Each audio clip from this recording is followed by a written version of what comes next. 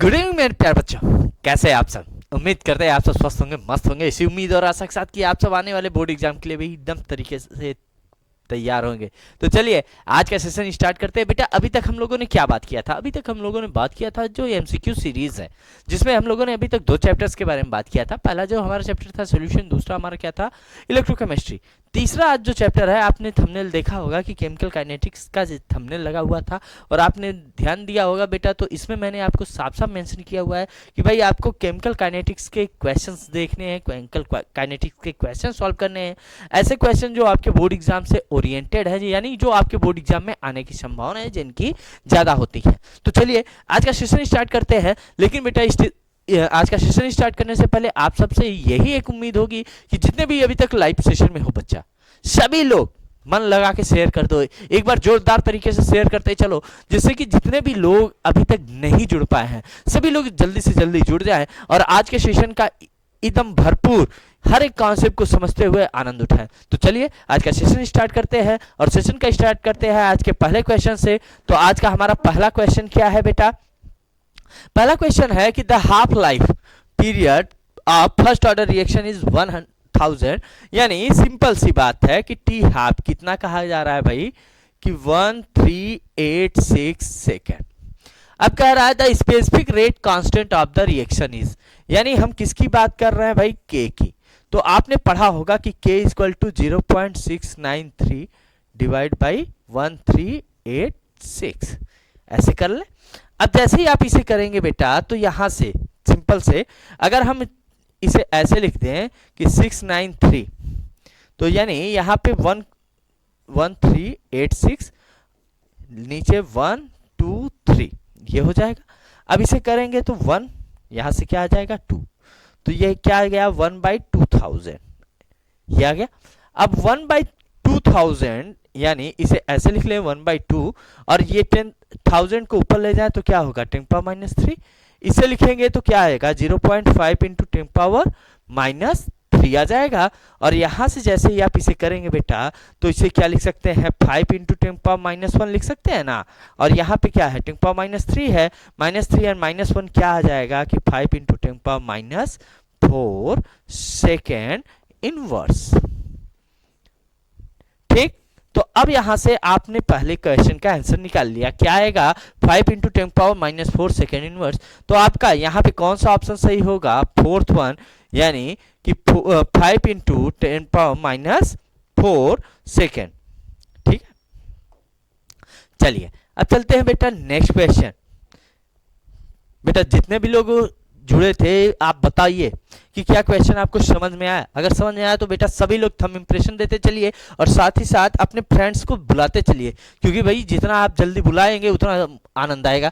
अब बेटा यहाँ पे कह रहा है कि एक अब रिएक्शन है बेटा, जिसके लिए क्या कहा जा रहा है कि जो के की वैल्यू है कितना दिया हुआ है 0.6 इंटू 10⁻³ मोल पर सेकेंड।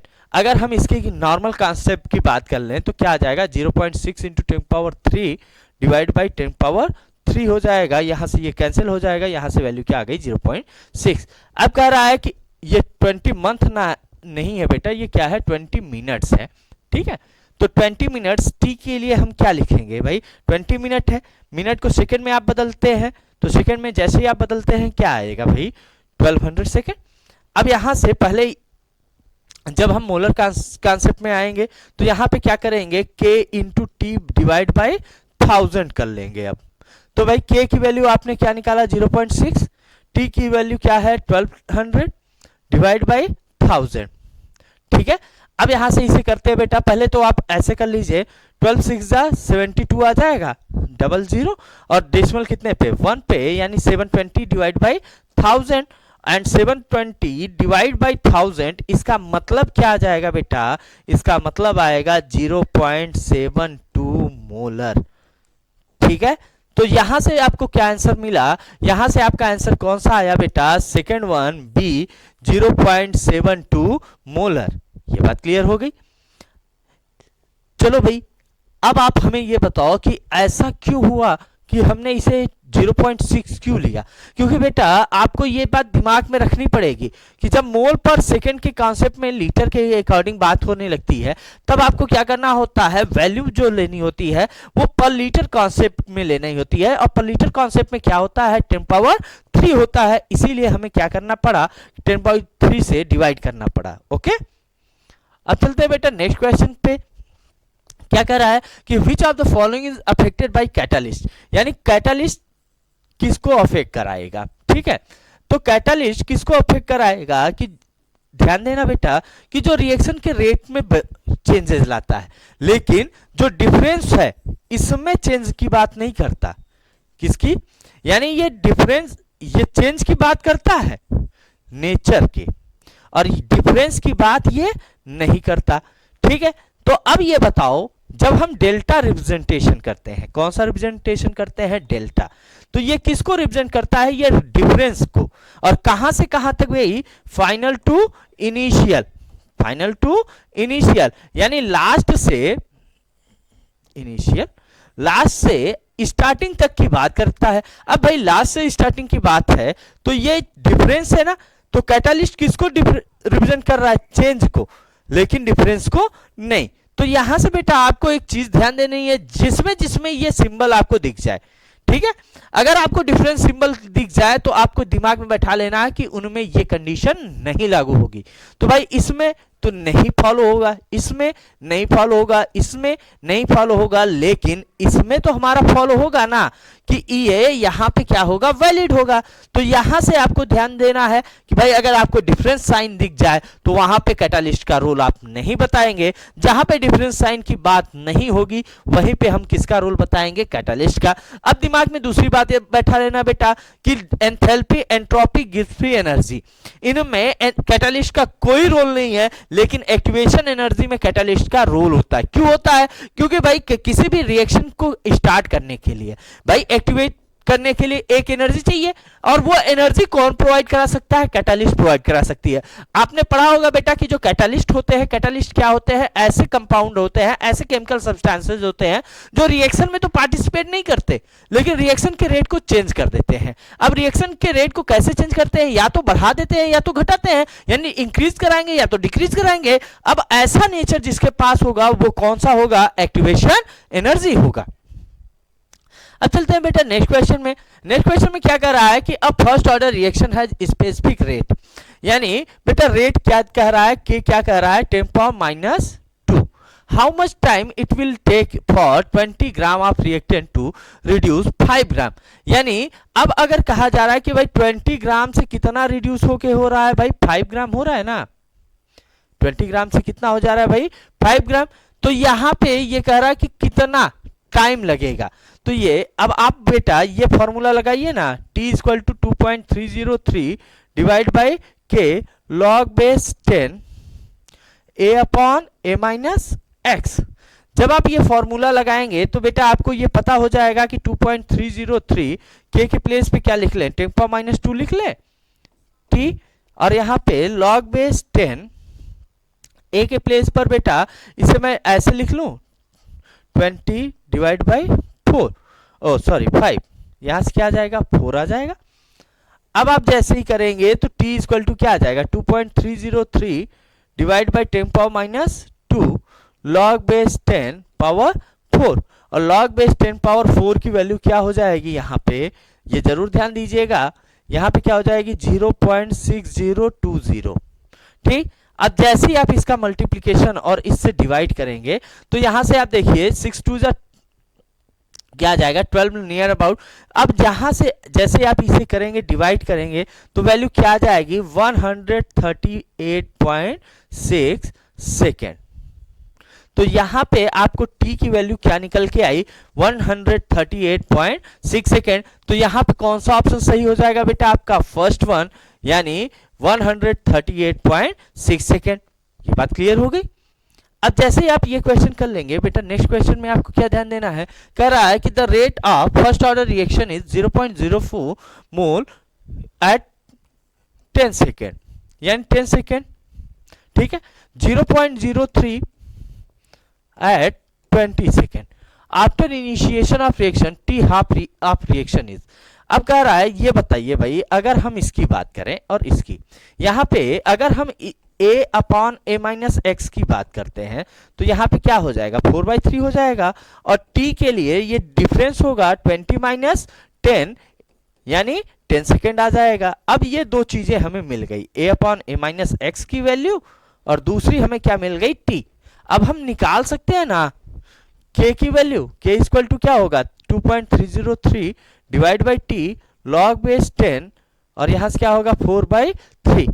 अब यहां पे जैसे ही आप ये वैल्यू पुट करेंगे 2.303 टी के प्लेस पे आपको क्या रख लेना है भाई 10, यहां पे log 10 4/3। जैसे ही आप ये सारी वैल्यू पुट करेंगे और वैल्यू निकालेंगे तो आंसर क्या आ जाएगा बेटा 24.1 सेकेंड। क्या आ जाएगा 24.1 सेकेंड। तो इसके लिए आंसर क्या आपका निकल के आया कि 24.1 सेकेंड। ये बात क्लियर हो गई। अब जैसे ही आप क्वेश्चन नंबर 5 कर लेते हैं, अब हम चलते हैं क्वेश्चन नंबर 6 की तरफ। बेटा अभी तक जितने भी लोग लाइव सेशन में हैं सभी लोगों से यही हमारा रिक्वेस्ट है कि सभी लोग जितना हो सके आज के लाइव सेशन को शेयर करते चलिए, क्योंकि बेटा जितने भी क्वेश्चन हैं ये सारे आपके बोर्ड एग्जाम के लिए बहुत इंपॉर्टेंट है।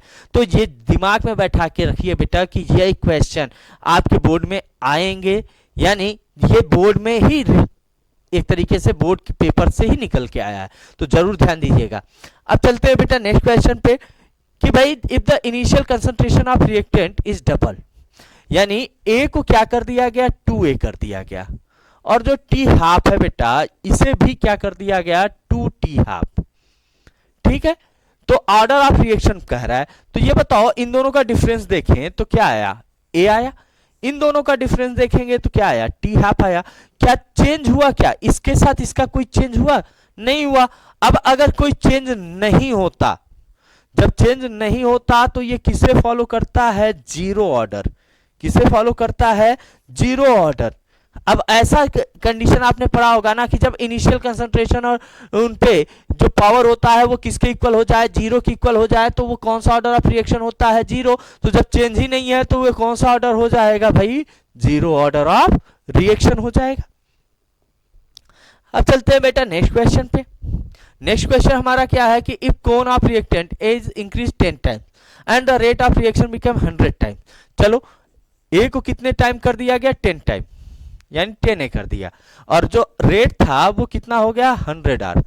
तो कह रहा है कि a के संबंध में ऑर्डर क्या होगा, यानी a के साथ इसका रिलेशन बताना है। तो a के साथ ये क्या है 100 कितना हो जा रहा है भाई 10 into 10 हो जा रहा है, यानी अगर हम इसे देखें बेटा तो क्या हो जाएगा 10 पावर 2 हो जाएगा। और 10 पावर 2 अगर हम देखें तो जो पावर होता है यही पावर तो किसको रिप्रेजेंट करता है, ऑर्डर को रिप्रेजेंट करता है कि नहीं करता। तो यहाँ ये किस कोटि का होगा, यहाँ पे आदेश नहीं, यहाँ पे क्या होगा कोटि क्या, तो यहाँ पे किस कोटि का हो जाएगा बेटा सेकेंड, यानी इसका ऑर्डर ऑफ रिएक्शन क्या आएगा सेकेंड आएगा। ठीक है, अब बेटा जब आप क्वेश्चन नंबर 7 कर लेंगे फिर आपको क्या है, किस पे आना पड़ेगा क्वेश्चन नंबर 8 पे। अब क्वेश्चन नंबर 8 में क्या कह रहा है कि भाई फर्स्ट ऑर्डर रिएक्शन है, इसमें 0.6 से 0.3 होने में कितना टाइम ले रहा है भाई 30 मिनट। ठीक है, दूसरी कंडीशन में कह रहा है कि भाई कितना टाइम लगेगा जब हम 0.1 से 0.25 में करेंगे। तो ये बताइए यहां से चेंज हो रहा है तो क्या हो रहा है, हाफ हो रहा है कि नहीं हो रहा है, और यहां से जब हम बात कर रहे हैं तो क्या हो रहा है 1/4 हो रहा है। 1/4 यानी 1/2 into 2 हो रहा है, ये वाला कॉन्सेप्ट आ रहा है कि 2 टाइम्स क्या हो रहा है 1/2 हो रहा है। तो यहाँ पे टाइम क्या हो जाएगा, ये 30 है इसका टाइम क्या हो जाएगा 2 टाइम हो जाएगा, और 32 जा क्या आ जाएगा 60। तो आंसर क्या आएगा 60 मिनट। तो यहाँ पे कौन सा ऑप्शन सही हो जाएगा बेटा, फर्स्ट वन 60 मिनट। ठीक है, अब जैसे ही आप क्वेश्चन नंबर 8 करते हैं बेटा देन क्या आता है क्वेश्चन नंबर 9। क्वेश्चन नंबर 9 में कह रहा है कि a first order reaction is 50% completed in 1.26 into 10 power 14 second. How much time it will be take for 100% completion? यानी जो t हाफ है ये कितना है बेटा 1.26, इंटू 10 पावर 14 सेकेंड। अब दिमाग में आपको फर्स्ट ऑर्डर रिएक्शन के लिए 2 पॉइंट याद रखना है। एक तो आपको याद रखना है 99% कंप्लीशन, दूसरा क्या याद रखना है 100% कंप्लीशन। 99% कंप्लीशन कब होता है, टी हाफ, इसमें कितने से आप कितने टाइम, 10 टाइम। लेकिन जब आप 100% कंप्लीशन की बात करते हो तो ये क्या होता है, इनफाइनाइट। क्यों होता है बेटा, जैसे मान लेते हैं 100 है, 100 से 50 होने में 30 मिनट लिया, तो 50 से 25 होने में भी क्या लेगा, 30 मिनट। 25 से ये 12 होने में 30 मिनट। ऐसे ही ये क्या हो रहा है, ये लेता जाएगा 30 मिनट टाइम, और लास्ट में आपको कहां लाना है बेटा, जीरो पे लाना है। और जीरो पे लाने के लिए आपको कितना टाइम चाहिए, इनफाइनाइट। तो यहां से इसका कौन सा आंसर सही होगा बेटा, फोर्थ वन, डी, यानी इनफाइनाइट टाइम पर ये क्या हो जाएगा, 100% कंप्लीट हो पाएगा। अब चलते हैं बेटा नेक्स्ट क्वेश्चन की तरफ। नेक्स्ट क्वेश्चन हमारा क्या कह रहा है कि activation energy of a chemical reaction can be determined by, किसी भी रासायनिक अभिक्रिया की संक्रियण ऊर्जा किसके द्वारा निर्धारित की जा सकती है। तो बेटा जब भी ये आए एक्टिवेशन एनर्जी, तो एक्टिवेशन एनर्जी हमेशा किस पे डिपेंडेंट होता है, कोलिजन पे। यानी यहां पे आपको दिमाग में बैठा लेना है बेटा कि कोलिजन, जहां पे टकराव की संभावना हो, प्रोबेबिलिटी ऑफ कोलाइड हो, वहां पे आपको क्या याद रखना है बेटा कि जब ये टकराने की संभावनाएं होती हैं तो वहां पे ही ये एक्टिवेशन एनर्जी यानी सक्रियण ऊर्जा की संभावना अधिक होती है। तो इसके लिए आपको बेटा, अब देखिए, अब फर्स्ट ऑप्शन में कह रहा है कि स्टैंडर्ड टेम्परेचर पे क्या करना है, रिएक्शन रेट डिटर्मिनेशन। इसकी तो कोई बात ही नहीं है कि भाई स्टैंडर्ड टेम्परेचर से रिएक्शन डिटर्मिनेशन की कोई बात ही नहीं होती। टू टेम्परेचर पे डिफरेंस, टेम्परेचर पे नहीं बेटा, जब हम रिएक्शन की बात करते हैं तो यहाँ पे रेट की बात करते हैं, टेम्परेचर की तो बात करते नहीं। कैटालिस्ट, लेकिन ये बताइए कैटालिस्ट का तो ये एक्टिवेशन एनर्जी पे चेंजेस के लिए होता है, लेकिन ये किसको रिप्रेजेंट कर रहा है, डिटरमाइन कर रहा है। तो ये किसको रिप्रेजेंट करता है, डिटरमाइन कराता है, ये डिटरमाइन कराता है बेटा कोलिजन को। किसको कराता है, कोलिजन को, यानी डिटरमाइनिंग प्रोबेबिलिटी ऑफ कोलिजन। अब चलते बेटा नेक्स्ट क्वेश्चन पे। नेक्स्ट क्वेश्चन कह रहा है कि for a chemical reaction A to B it is found that the rate of reaction double, यानी आर क्या हो जा रहा है भाई, 2r हो जा रहा है। When the concentration of A is increased 4 time, कब हो रहा है, जब ये क्या हो जा रहा है, सॉरी, A कितना हो जा रहा है, 4A हो जा रहा है, R कितना हो जा रहा है, 2R हो जा रहा है। अब कह रहा है कि इसमें बताना है कि क्या कंडीशन है। तो ये बताइए, यहां पे 2 टाइम हो रहा है और यहां कितने टाइम हो रहा है, 4 टाइम। 2/4 क्या होगा, 2/4 मत क्या होगा, 1/2 होगा, 1/2 यानी 0.5, और इसे हम लोग क्या लिखते हैं, हाफ लिखते हैं ना। तो यानी यहां पे ऑर्डर किस में कन्वर्ट हो गया, हाफ में हो गया। तो अब आप बताइए कि यहां पे कौन सा ऑप्शन सही होगा। तो यहां पे कौन सा ऑप्शन सही होगा, थर्ड वन, कि ये किस में कन्वर्ट हो जाते हैं, हाफ में। हाफ ऑर्डर ऑफ रिएक्शन को फॉलो करते हैं। ये बात क्लियर। अब जैसे ही बेटा आप नेक्स्ट क्वेश्चन पे आते हैं कि the half life of the first order reaction having rate constant के, यानी के की वैल्यू क्या दिया हुआ बेटा, 1.7 इंटू 10 पावर -5। अब कह रहा है कि टी हाफ क्या होगा, टी हाफ क्या होगा बताना है। तो टी हाफ इक्वल टू आपको क्या ध्यान देना है, 0.693 डिवाइड बाई 1.7 इंटू 10 पावर -5। ठीक है, 10 पावर -5 है, अपर हाफ में ले जाते हैं तो 0.693 इंटू 10 पावर 5 डिवाइड बाई 1.7। अब जैसे ही करेंगे 10 पावर 5 को, तो यहां पे क्या करते हैं, 10 से मल्टीप्लाई कर देंगे तो क्या आएगा, 600 से 69,000 से, यानी यहां पे क्या आ जाएगा 693 इंटू 10 पावर 2 डिवाइड बाई 1.7। अब इसे करें तो बेटा क्या आ जाएगा, 693 डिवाइड बाई 1.7, यानी अपर हाफ में क्या हो गया 10 पावर 3, लोअर हाफ में 17। 17 चौका 68, 1 3 0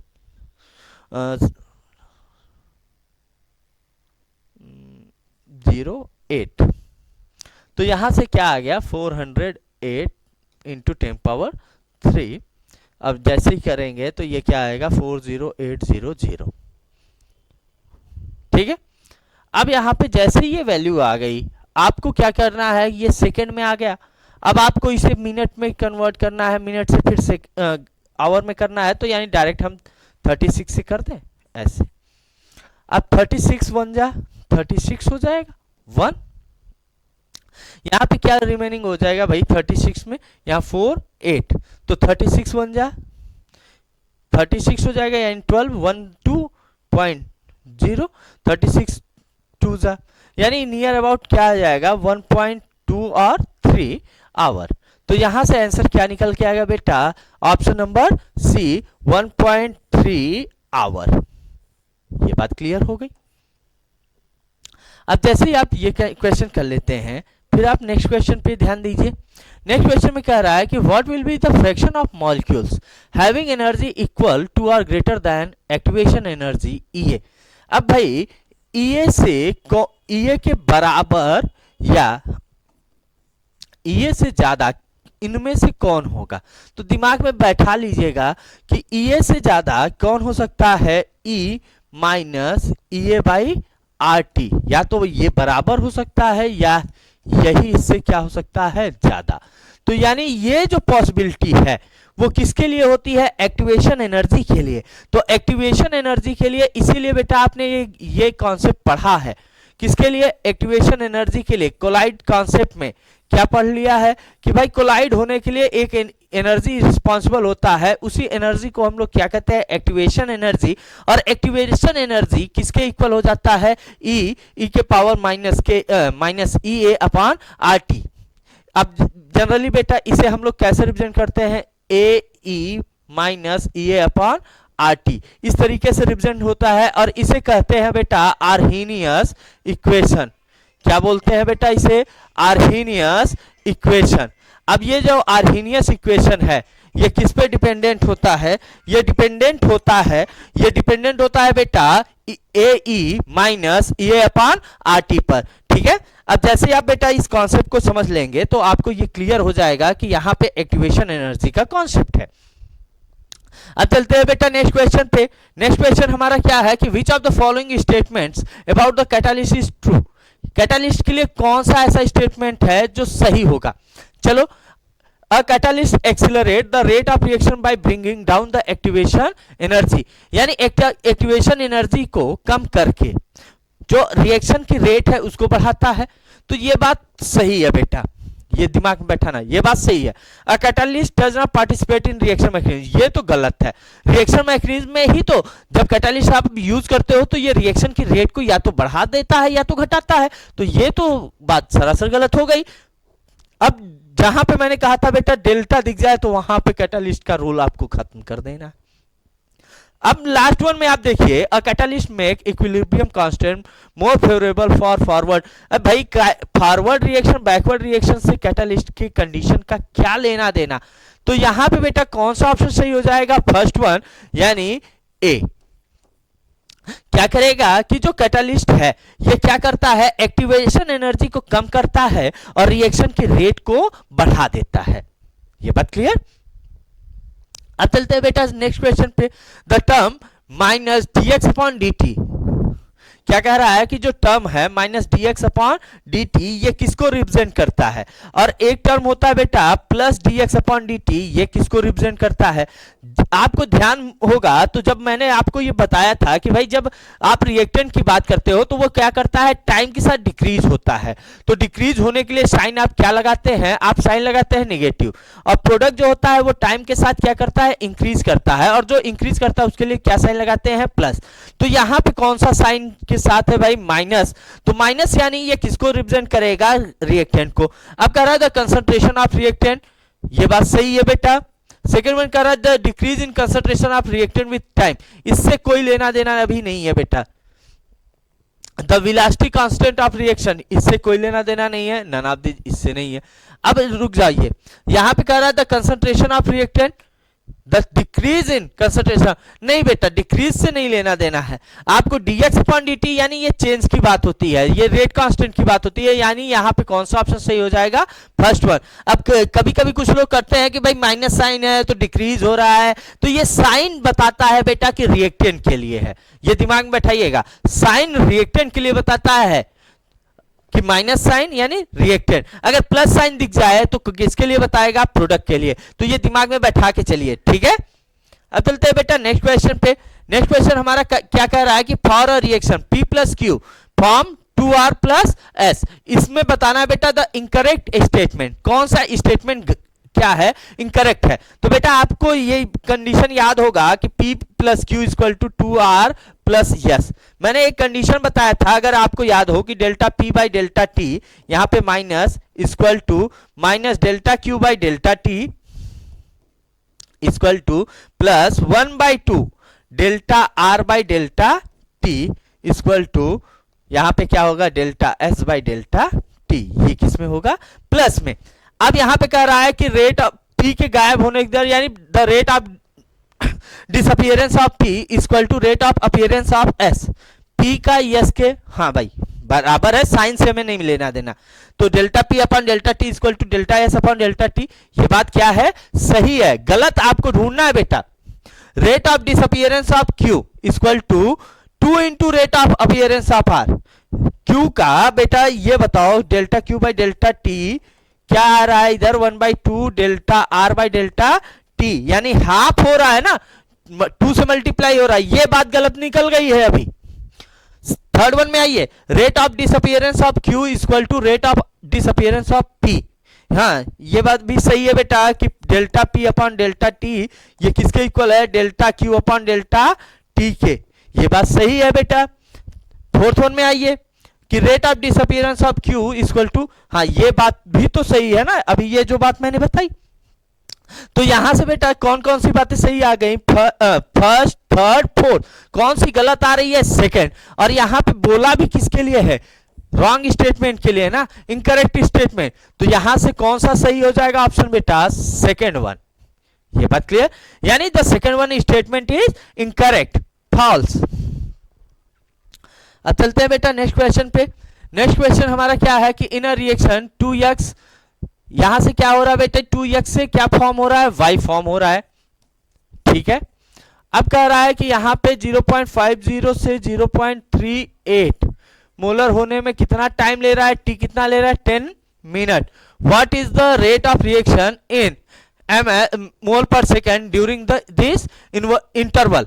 अब भाई इस इंटरवल में ये टाइम ऑफ सेकंड कैसे आपको कैलकुलेट करना है, तो भाई यहां से आपसे ध्यान देना है कि ये क्या हो जाएगा, 2 इंटू यहां से क्या हो जाएगा बेटा 0.50 अपॉन 0.30 ये आ जाएगा, और अपर हाफ में 0.693, यहां से करते हैं बेटा, जैसे ही आप करोगे तो यहां पे इसे ऐसे कैंसिल आउट मान के यहां पे 2 मान ले, और जैसे ही करेंगे 2 2 जा 4, ये 100 आ जाएगा, 100 यानी ये क्या आ जाएगा बेटा 2 इंटू 10 पावर -4, कहां है बेटा, ये फर्स्ट वन ऑप्शन इज क्या हो जाएगा आपका करेक्ट ऑप्शन, यानी फर्स्ट ऑप्शन क्या होगा आपका करेक्ट, किसके लिए, 17 के लिए। जब आप चलेंगे बेटा क्वेश्चन नंबर 18 पर, क्वेश्चन नंबर 18 पे क्या कह रहा है कि instantaneous rate of a chemical reaction is, यानी आपको बताना है बेटा इंस्टेंटेनियस रेट ऑफ रिएक्शन क्या है। तो भाई rate of reaction in the beginning, beginning से क्या है, इंस्टेंटेनियस है ना, किसी भी स्पेसिफिक टाइम पर हम ले सकते हैं। The rate of reaction at the in, starting और लास्ट से क्या लेना देना, rate of reaction at a given instant. अच्छा चलो अभी छोटी सी बात इंस्टेंट है तो इससे दिमाग में लोगों को आता है कि इंस्टेंटेनियस हो सकता है, rate of reaction between 2 specific time interval, ये बात क्या है बेटा 100% करेक्ट है कि भाई 2 स्पेसिफिक टाइम के बीच में हम, जैसे अगर हमने कहा कि आप यहां से दिल्ली जा रहे हो, आपका जो एवरेज स्पीड है वो क्या निकल के आया 40 किलोमीटर पर आवर, लेकिन अगर आप प्रयागराज से कानपुर कितने स्पीड से जा रहे हो 80 किलोमीटर पर आवर, तो इसका मतलब है कि आप स्पेसिफिक लोकेलिटी में आपकी स्पीड दूसरी है, ओवरऑल स्पीड आपकी दूसरी है, यानी आप प्रयागराज से दिल्ली तक तो इस स्पीड से गए, लेकिन अगर आप प्रयागराज से कानपुर की बात कर रहे हो तो आप इस स्पीड से गए, यानी स्पीड क्या है, डिफर हो रही है। तो यानी दो स्पेसिफिक टाइम इंटरवल के बीच में हमें क्या समझना होगा, इनके रेट की बात समझनी होगी। तो यहां से बेटा कौन सा ऑप्शन सही हो जाएगा, डी ऑप्शन। ये बात क्लियर। अब चलते हैं बेटा नेक्स्ट क्वेश्चन।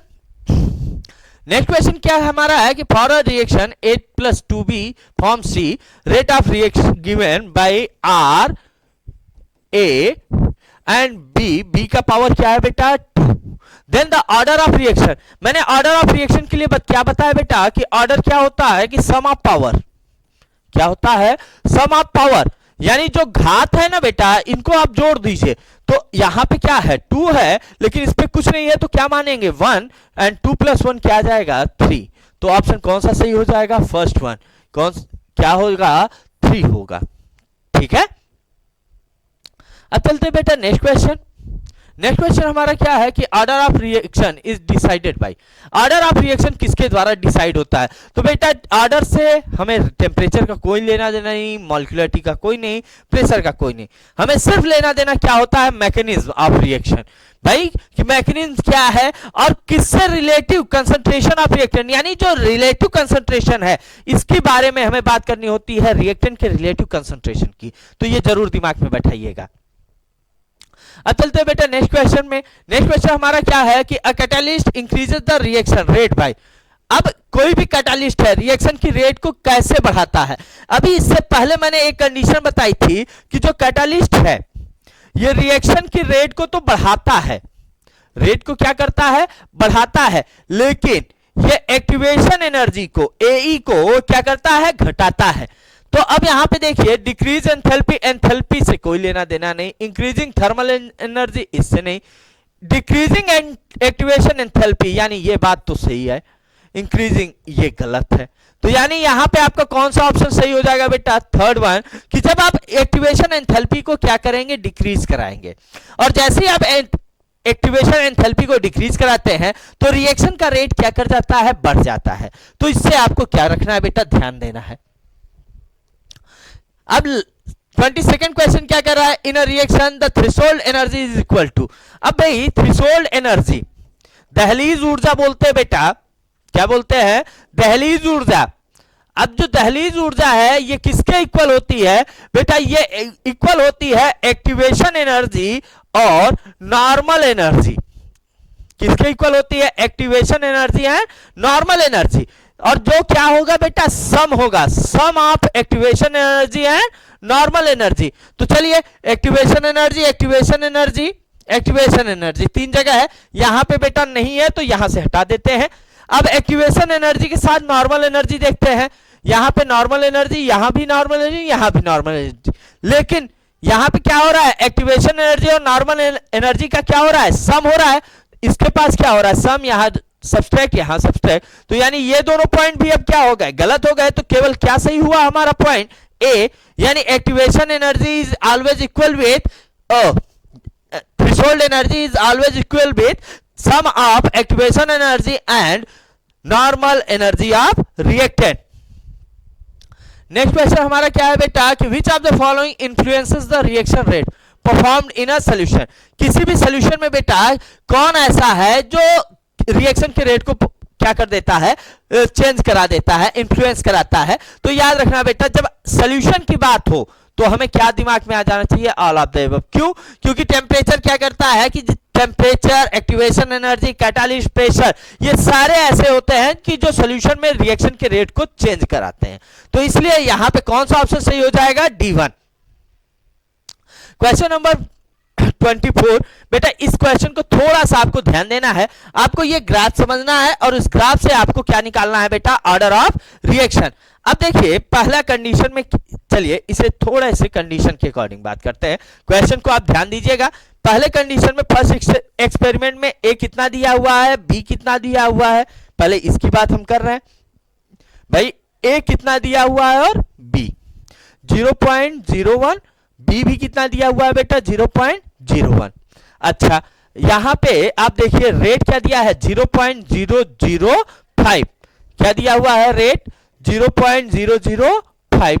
अब बी के लिए आते हैं, सेकेंड वन एक्सपेरिमेंट के लिए 0.02 क्या है 0.02 और यहां पे 0.01 और यहां पे जो रेट दिया है क्या दिया है 0.020, क्या दिया है 0.020। अब ऐसे आते हैं थर्ड कंडीशन, क्या दिया है थर्ड कंडीशन 0.02 और 0.03 क्या दिया हुआ है क्या दिया हुआ है 0.02 एंड 0.03। अब यहां पे रेट क्या दिया हुआ है 0.060, 0.060। अब इसमें आपको क्या करना है, स्पेसिफिक कंडीशन में आपको इसके लिए ऑर्डर नहीं पता है तो क्या मान ले रहे हैं अल्फा और इसके लिए क्या मान रहे हैं बीटा। फर्स्ट कंडीशन के लिए आप क्या लिखेंगे आर नॉट ए का पावर अल्फा एंड बी का पावर क्या हो जाएगा बेटा बीटा हो जाएगा। अब जैसे ही आप ये लिखेंगे तो यहां पे क्या लिखेंगे 0.005, ए क्या है 0.01 पावर अल्फा, बी के लिए क्या लिखेंगे 0.01 पावर बीटा। ये इक्वेशन आपका क्या है फर्स्ट है। ऐसे ही जब आप सेकंड इक्वेशन में आएंगे तो 0.020 क्या हो जाएगा 0.02 power alpha, 0.01 power beta, equation second. Equation third में आते हैं 0.060, यहां से क्या होगा 0.02 पावर अल्फा, 0.03 पावर बीटा, ये इक्वेशन थर्ड हो गया। अब क्या करते हैं बेटा by equation first and second क्या हो जाएगा 0.005 0.020 ये हो जाएगा। यहां से क्या आएगा 0.01 पावर अल्फा और यहां पे क्या आएगा 0.01 पावर बीटा, यहां से 0.02 पावर अल्फा, यहां से क्या आएगा 0.01 पावर बीटा। अब यहां पे ये दोनों क्या है सेम कैंसिल आउट हो गया। यहां से देखें तो ये क्या होगा ऊपर से नीचे आए तो यहां पे क्या आ जाएगा 1/4 आ जाएगा और यहां से देखें तो क्या आएगा 1/2 आ जाएगा, 1/2 पावर अल्फा हो जाएगा। इसे और क्या लिख सकते हैं 1/2 इसका पावर 2, 1/2 पावर अल्फा, ये हो जाएगा। अब हमें अल्फा और 2 से रिलेशन लेना है तो अल्फा इक्वल टू क्या आ गया 2 आ गया, ये आ गया। अब ऐसे ही चलते हैं बेटा इक्वेशन सेकेंड एंड थर्ड के लिए, अल्फा आ गया by equation second and third. अब क्या हो जाएगा 0.020 डिवाइड बाय 0.060, यहां से 0.02 पावर अल्फा और यहां पे क्या हो जाएगा 0.01 पावर बीटा, यहां पे क्या होगा नीचे 0.02 पावर अल्फा, यहां पे क्या होगा 0.03 पावर बीटा, यहां से ये कैंसिल आउट हो जाएगा, ये करेंगे तो 1/3 आ जाएगा और यहां से क्या आएगा 1/3 पावर बीटा। यानी अगर देखें तो इसका पावर क्या है 1 है तो बीटा इक्वल टू क्या आ गया 1। अब कह रहा है कि इसका रेट कैसे आप लिखोगे, तो रेट कैसे लिखोगे, रेट इक्वल टू क्या आएगा a का पावर 2 आएगा और b का पावर क्या आ जाएगा 1 आ जाएगा, जिसे आप ऐसे लिख सकते हैं a का पावर 2 b। अब आइए ऑप्शन में देखते हैं। पहले में देखिए क्या है KAB, ये तो नहीं है, मैंने कहा क्या बताया था कि a का पावर 2 होना चाहिए और b का पावर क्या होना चाहिए 1, a का पावर 1 1 ये तो नहीं होगा, 2 2 दोनों सेम हो गए ये भी नहीं होगा, a का पावर 1 b का पावर 2 नहीं, हमें a का पावर 2 b का पावर 1 चाहिए, तो यहाँ पे ऑप्शन कौन सा सही होगा फोर्थ वन, यानी हमारा आंसर यहाँ से क्या निकल के आया डी आया। अब बेटा आज का लास्ट क्वेश्चन, जो हमारा लास्ट क्वेश्चन है इस पे आते हैं। हमारा लास्ट क्वेश्चन क्या है बेटा कि भाई a first order reaction takes 40 minute for 30% decomposition T half will be, यानी अब कह रहा है बेटा कि ए कितना है 100%, a माइनस एक्स कितना है 30%, अब कितना टाइम ले रहा है 40 मिनट, ठीक है। अब इसके लिए टी हाफ पूछ रहा है, तो दिमाग में बैठा लेना बेटा, जब आपको ऐसे सिचुएशन आ जाए कि भाई हाफ होने के लिए कितना समय लगेगा, तो आपको दिमाग में ये आ जाना चाहिए कि 30% कंप्लीट हुआ है ना, यानी 20% और चाहिए। तो ये बताइए कि अगर हम 25 मानते तो ये नियर अबाउट क्या आ जाता है कि भाई 25 यानी नियर अबाउट 35 मिनट, 37 मिनट।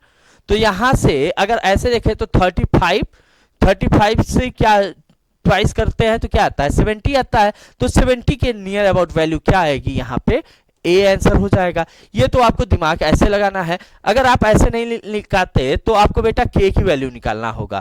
के की वैल्यू कैसे निकालेंगे, 2.303 by T log base 10 A upon A minus x से 2.303 बाई टी लॉग बेस 10 ए कितना 100 और कितना हो रहा है 30% डिकम्पोजिशन हो रहा है ना, यानी यहाँ पे क्या आएगा 70 आएगा, 10/70। यहाँ से ये 2.303 डिवाइड बाई 40 लॉग बेस 10/7।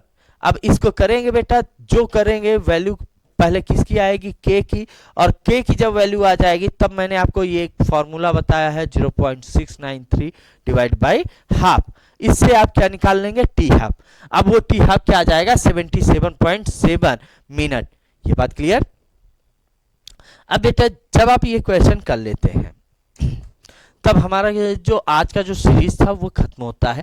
लेकिन बेटा आप सब जितने भी लोग आज के लाइव सेशन में जुड़े थे उन सभी से ये रिक्वेस्ट है बेटा कि जब भी आप लाइव सेशन में आइए तो आप जरूर पेन पेंसिल कॉपी लेके आइए। आप नोट डाउन कीजिए कि आपको आज का क्या मोस्ट इंपॉर्टेंट टॉपिक्स मिल रहा है, आपके कितने मोस्ट इंपॉर्टेंट क्वेश्चन ऐसे हैं जो आपके बोर्ड एग्जाम से रिलेटेड है, ओरिएंटेड है, आपको मिल रहे हैं। तो बेटा इन सारी चीजों को आपको ध्यान देना होगा और हर एक कॉन्सेप्ट को आपको समझना होगा। ठीक है, इसी उम्मीद और आशा के साथ कि आज का क्लास भी आप सबको पसंद आई होगी। तो चलिए मिलते हैं आप सबसे नेक्स्ट वीडियो में, तब तक के लिए धन्यवाद। जय हिंद, जय भारत।